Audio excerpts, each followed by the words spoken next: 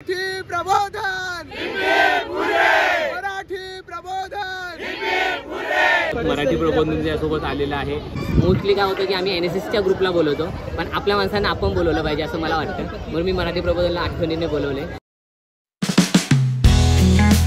Platform क्रमांक 6 वर आलेली लोक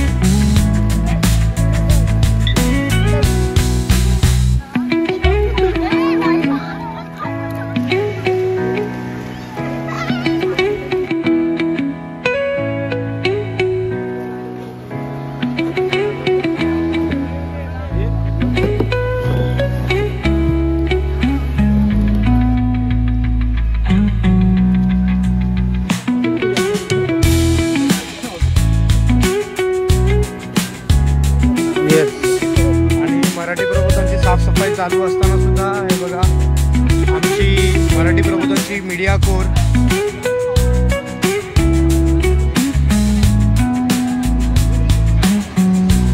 आणि त्याचसोबत आपले काही व्हॉलेंटियर सुद्धा साफसफाई फाईन आर्ट्स डिपार्टमेंट आणि performing arts department media core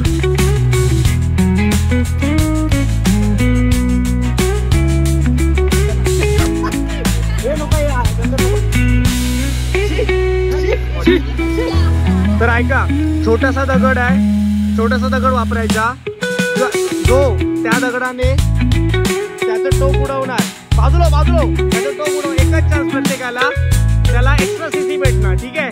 छोटा दगड तो हातातला। तर दादा, तुम्हाला किती वर्ष झाली या ग्रुपला तुम्ही जॉईन झालात? आम्ही सुरुवातीपासून या ग्रुपला जॉईन आहोत। 2017 पासून आम्ही हे कार्यरत आहोत त्या सगळ्या कामासाठी। ओके। गिरगाव चौपाटीला यायला आम्हाला आम्ही 4थं वर्ष आहे आपलं, ते आपण येतोय आणि लिसनिंग करतो।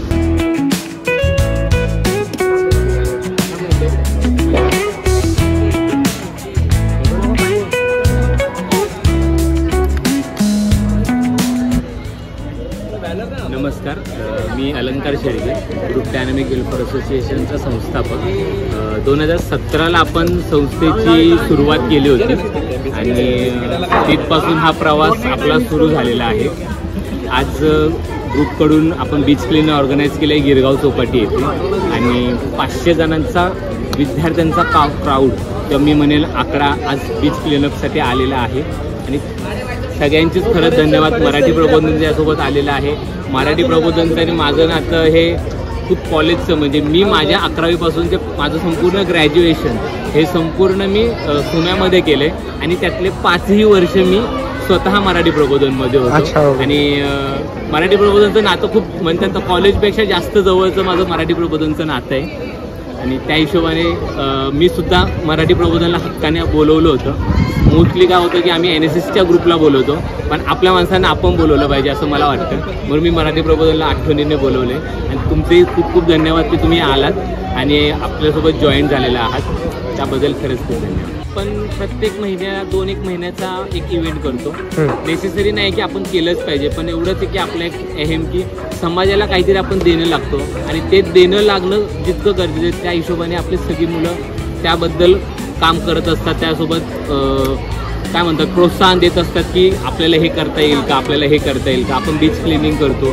त्याच्यानंतर ब्लड कॅम्प करतो आठवणीने. ब्लड कॅम्प हाही आपला मोठा होतो, 100 डोनर आपल्याला ब्लड कॅम्पला येत असतात. त्याच्यानंतर काही आश्रमांना भेट असेल तर मग त्यांच्यासोबत काही वेळ घालवणं असेल. त्याच्या व्यतिरिक्त असे भरपूर कार्यक्रम आपण मॅरेथॉनसुद्धा केलेली आहे.